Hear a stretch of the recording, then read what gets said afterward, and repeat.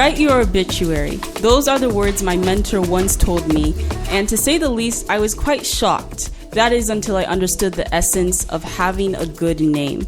Welcome to Journey to Wealth with your host, Temi, and I'm here with Praiz to discuss his book, More Than 100 Truths You Need to Know About Wealth. In this particular episode, we'll be talking about ingredient number 9. There are 10 ingredients of wealth, and ingredient number 9 is having a good name. But I'd like for us to start with recapping the previous ingredients so that new listeners can follow through with us. Thank you for being here with me, Praiz. Yes, thank you for having me, and thank you for giving me this opportunity to share some of the things God has put in my heart. It's important that we say at this point that wealth is not money. Yeah. Wealth is not material possession. Now, wealth is like a soup. I said it earlier on, I want to repeat it. It's very important that our listener get the difference between this book and every other wealth book outside there. Yeah. Now, wealth is like a soup that comprises of 10 ingredients. I mean, there are lots of ingredients that make wealth, actually. But in this book, we are able to capture 10. And it's like you trying to make a soup and you have water and pepper. All right? You can't call that soup. All right? But pepper and water is part of the ingredient of a soup. And so you need majority of the ingredients. Some may be missing. It's still soup. For instance, you can cook a soup without a beef or fish. Yeah.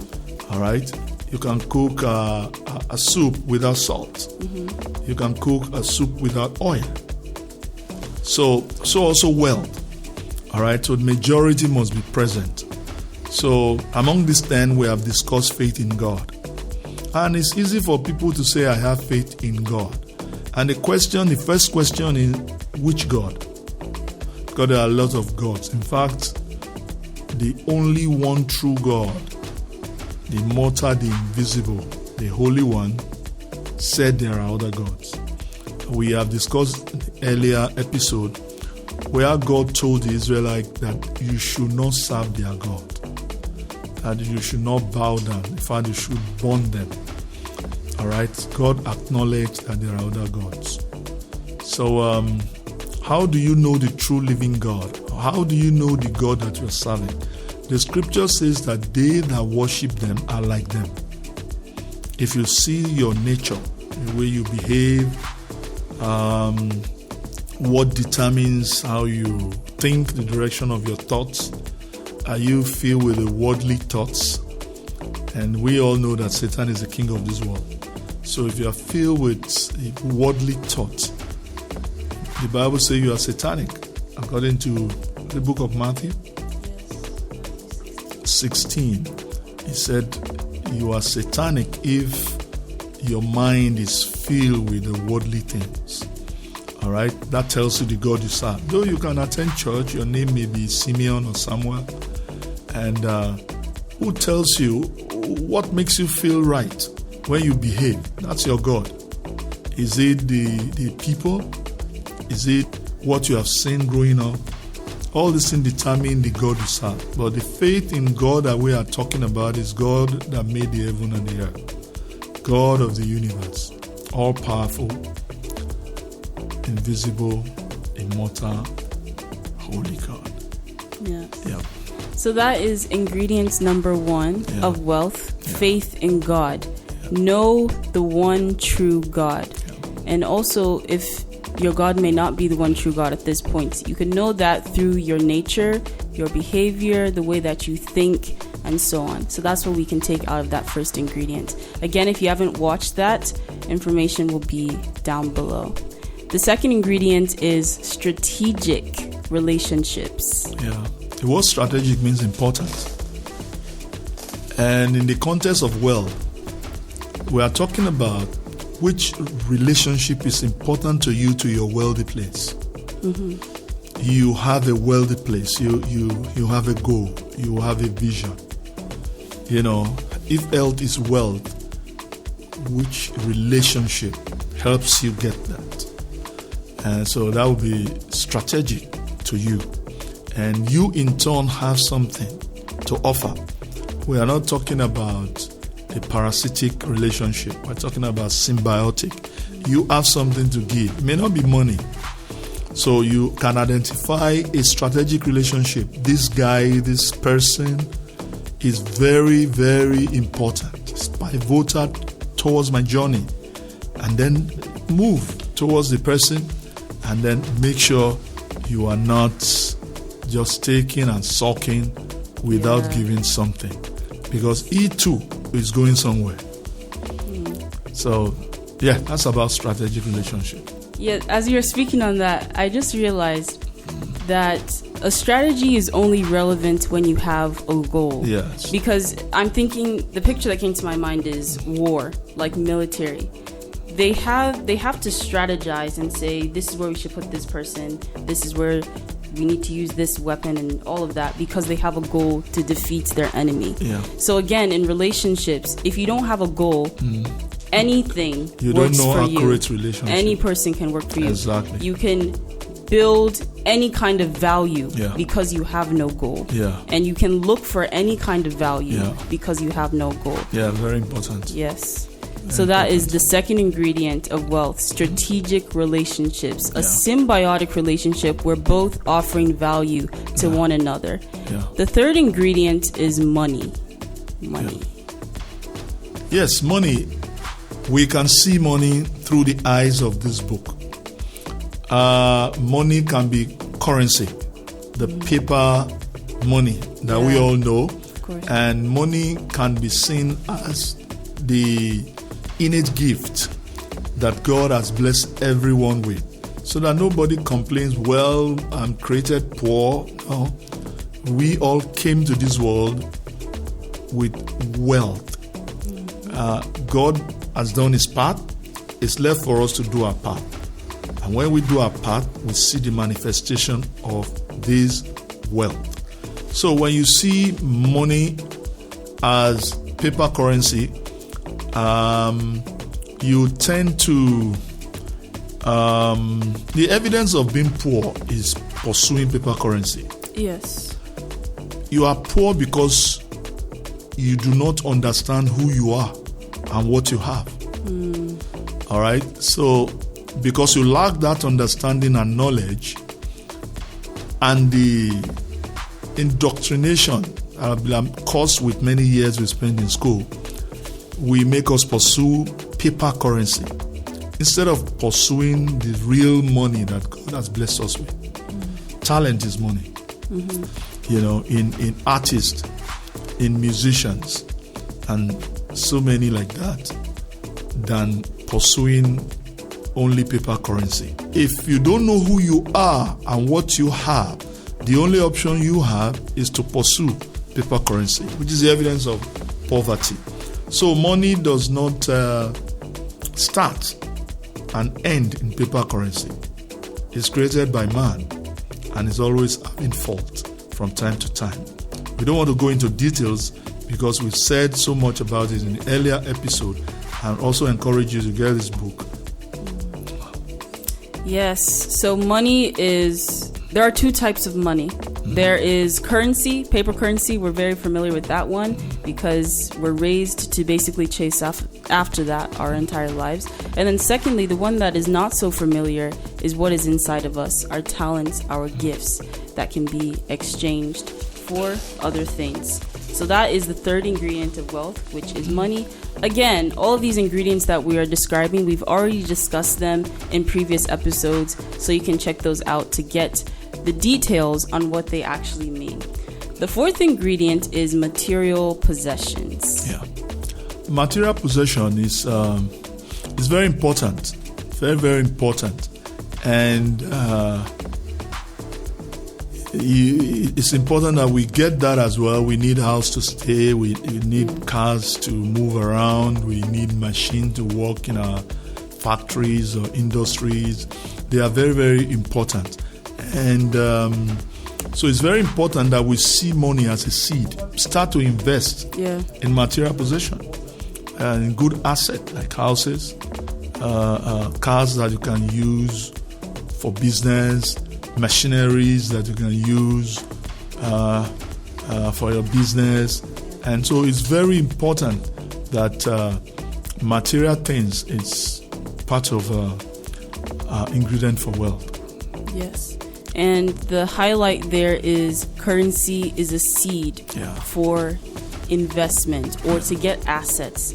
Assets are things that bring money to you or value to you, while liabilities take those things away. Now, in terms of investment or investing to assets, you have to have knowledge before you can do that, which is our next ingredient of wealth: knowledge and skills. Knowledge and skill is also important. We say the difference between a poor man or a poor person and a wealthy person is knowledge. It's not lack of money. It's knowledge. You know, the poor people look for money. The wealthy look for knowledge. All right? I don't want to go into details of that because we've said so much about it. Even God has to change strategy. He created Adam, a full-grown man. So you can say Adam got blown without realizing the process. He got blown. He got wealth. Oh, okay. Without knowing, having the process, without having the knowledge. Okay, yes. Adam has a wife that he never approached. He just grew up and see all these things. Yes. So it's not a secret why he failed. So it was poor. That's interesting. It was poor. So knowledge is very important. So what did God do? God has to now bring another Adam, not in a Garden of Eden, full grown. He has to bring him as a baby and in a manger. So he can start the process of life. So knowledge is very important. If you want wealth, you can even get riches without knowledge. You can't be wealthy without knowledge. You can get currency without knowledge. You can't be wealthy without knowledge. So knowledge is very important. And when I say knowledge, it's beyond academic education. You need personal education. You need spiritual education. You need professional education. And so many kinds of knowledge. Yes. So again, fifth ingredient of wealth is knowledge and skills. And I'm sure hearing that, you're thinking, yes, I have the ingredient. Yes, you may have maybe one aspect of that knowledge, but there's so many other kinds, and it's explained in that episode, so please check that out. Our sixth ingredient is ideas. Idea comes to people who seek it. Seek ideas. You seek it. If not, idea is just like daydreaming. It flies through your head. Yeah. You know, idea is everywhere. Everywhere. Idea can come to you by looking at anything and say, I can improve on that. That's an idea. Idea comes to you through different forms, through dreams. Like Jacob in the Bible. That idea came. You can do this, you do this. He woke up and did it. All right. Idea comes through reading books, getting inspiration, attending seminar. Idea comes through paying attention, thinking. You seek it. And idea is one of the most important ingredients towards wealth. Really? Yeah. Okay, I didn't know it was one of the most important. Most important, yes. Yeah. Okay. Now, ideas as the ingredient of wealth. We're talking about how ideas are all around us. You see problems, you can be the person who provides the solution rather than complain about the problem like most other people do. So be a solution provider. We are still recapping the ingredients of wealth, namely 10, but there's still many more. Now, value creation. I remember we talked about where value comes from the past challenges, from who you are, who you want to be, your goals, and so on. maybe you could just tell us in a sentence or two what our listeners need to know about value creation. You can not totally separate ideas from value creation, because when an idea comes, if you think deep about that idea, all right, you will turn it into value. Okay. And that is the step one of creating wealth. You understand? You know, the logic of wealth, the first step to wealth is turning your ideas to value. So you turn it to value, and then you move it. I mean, that idea that turned into value can make you an entrepreneur. And which means you're trying to improve. You understand? Package, do every other thing so that the idea or the value you have created right now can be sellable. Turn into goods and services. And then you think about the business aspect. How do I make money out of it? Do you get these things? So they are very, very important. And when you make money out of it, we're talking investment. See how all these things are related. Yes, yes. Very important. All of the ingredients of wealth are connected. Yes. So as you mentioned now, ideas help you in creating value. Yeah. Once you sit on an idea, you meditate, you think about it until you can see the value that it can create for others. Remember that value is also determined by other people, and we discussed that in that episode. Yeah. Now, experiences of life. I remember you saying a lot of stories about things that you've learned from your experiences. Maybe again, just a little short description on experiences of life. What I can say is, it's very interesting that people run from failing. And it takes negative and positive to generate light. So running from failing is denying yourself from wealth of experience. Thomas Edison, when once asked, "You failed many times," he said, "No, I've only learned how things won't work." So experience does not mean negative or positive. Yeah. It's just learning, because you experience something firsthand.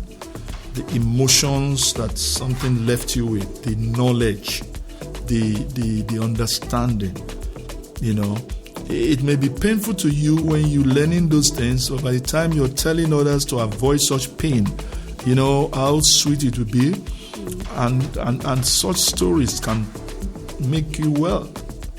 You understand? And we see so many fathers, the way they present some of the things that are presented, not because you don't know it, but because of experience they have. Yeah. So experience is very important. It's very, very important to wealth. Yes. Experiences of life is another key ingredient of wealth. And it's funny to me how experience has a negative connotation, meaning that you think just hearing the word experience, something bad happened to you. No. But that's not the truth. There's good and bad experiences, and you can learn from both.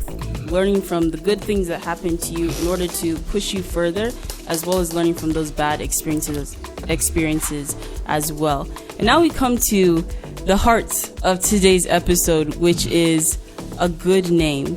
Building or having a good name. I'd like for you to explain what a name is, because when I heard name, I just thought of what you call something, like someone's identity, the general. Name is more than that. Yeah. Name means something that describes the nature of a thing, object, or a human being.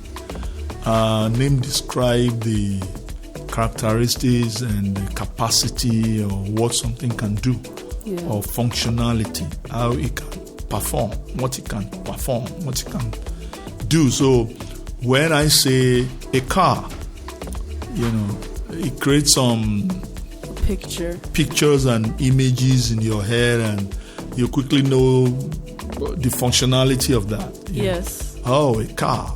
the emotion that it creates inside of you. When I say a snake, that creates another different feelings. Yeah.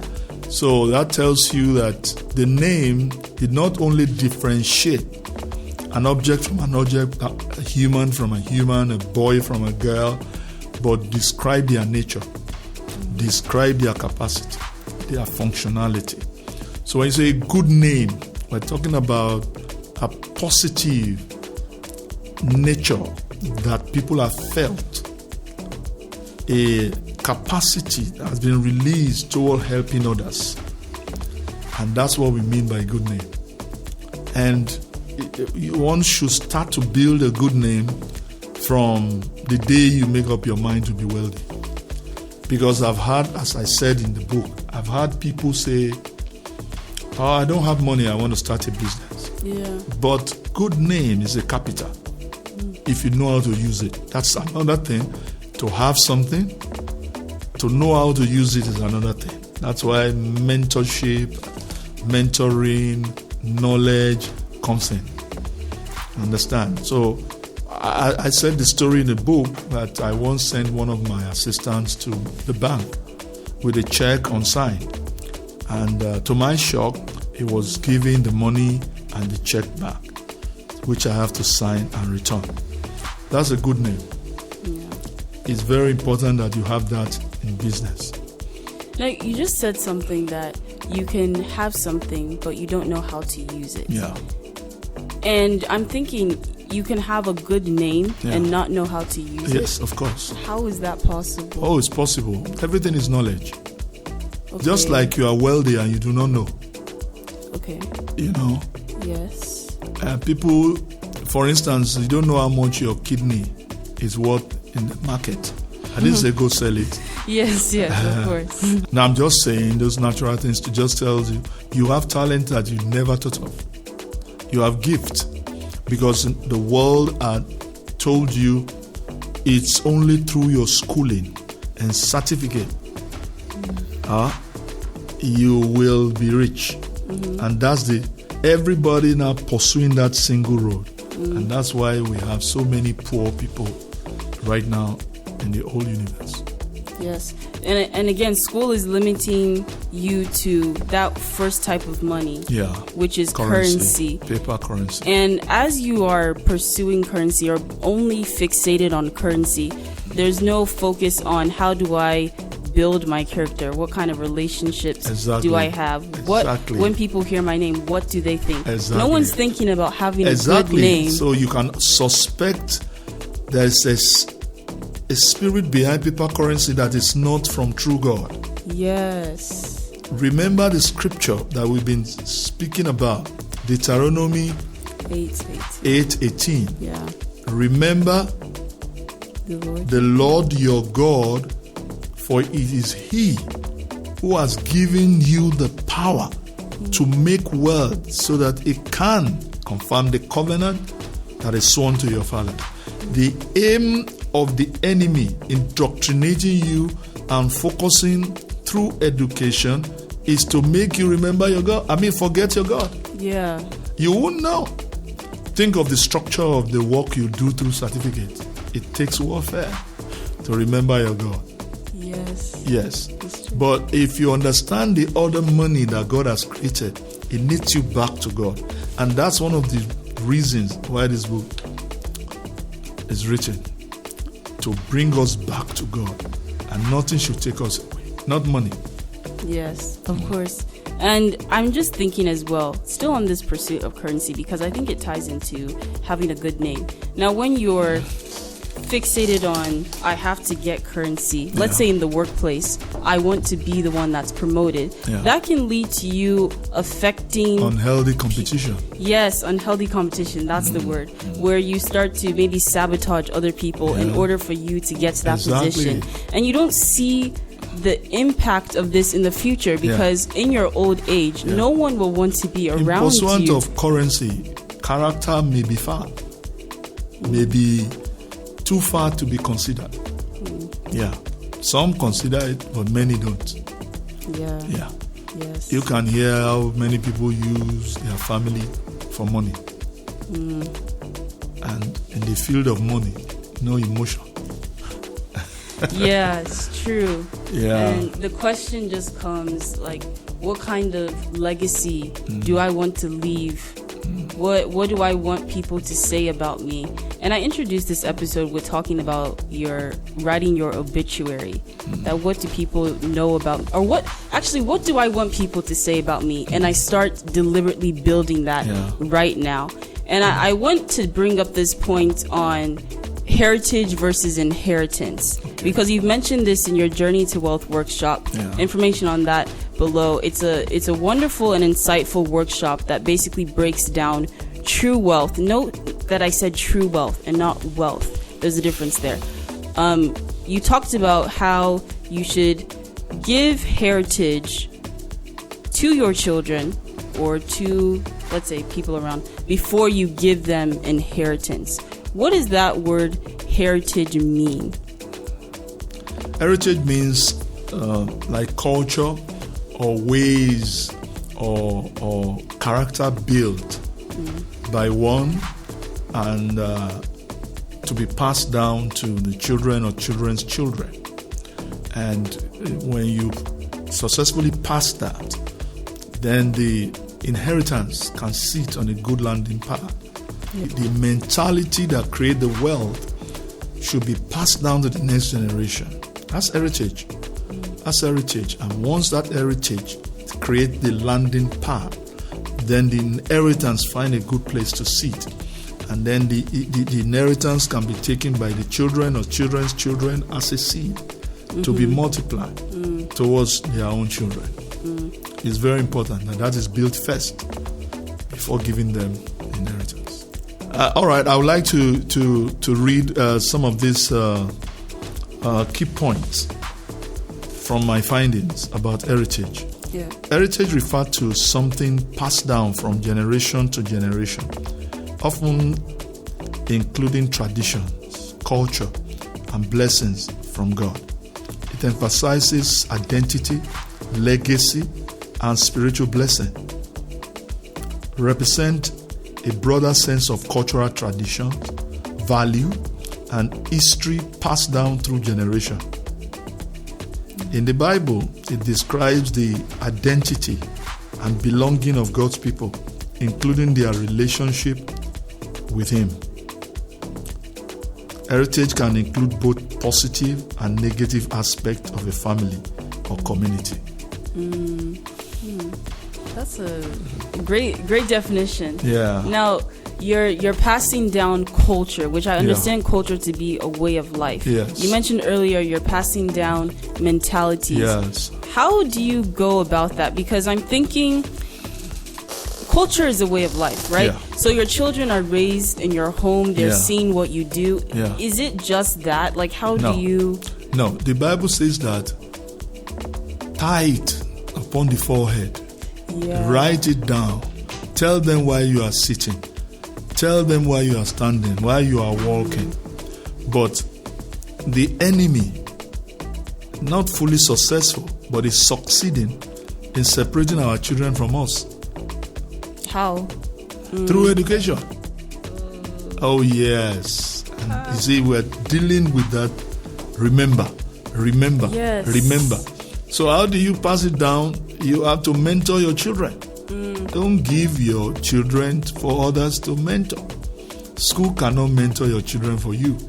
You have to teach them. You have to let them participate in family business, in family culture and history. They practice, they see daddy, mommy, what they are doing while growing up. It's almost not possible in the world we are right now. You've got to be radical to be able to do that. Yes, because school, it just takes you. It takes you. And as you're speaking, I'm just remembering that scripture, train up a child. Yeah. Because a child is so impressionable.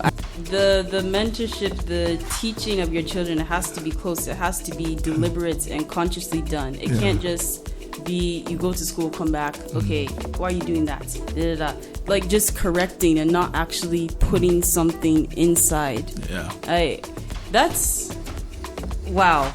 I didn't even think about how school is disrupting that whole process, which it makes sense for why the enemy would do that, because he wants you to forget God. Yes. That's his aim. It's distancing you from God. Yes. Yes, especially some of us proclaim to be grounded in faith.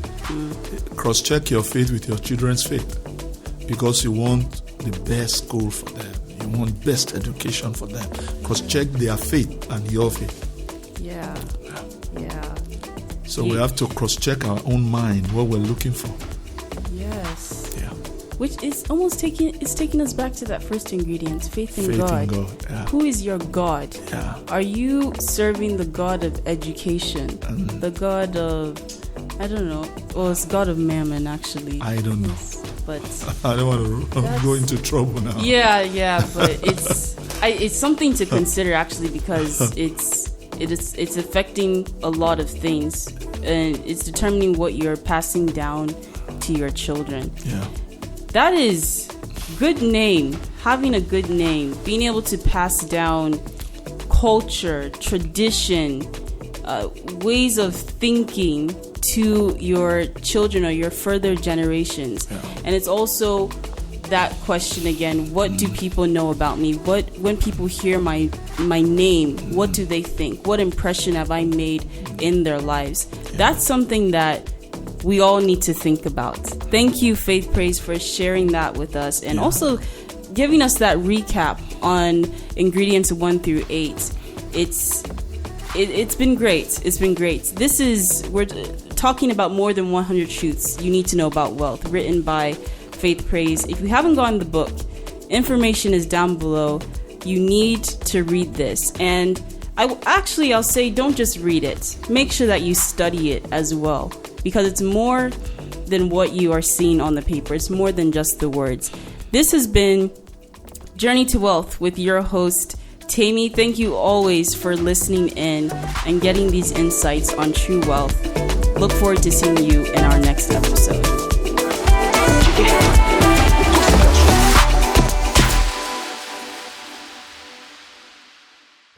If you enjoyed this episode, don't stop here.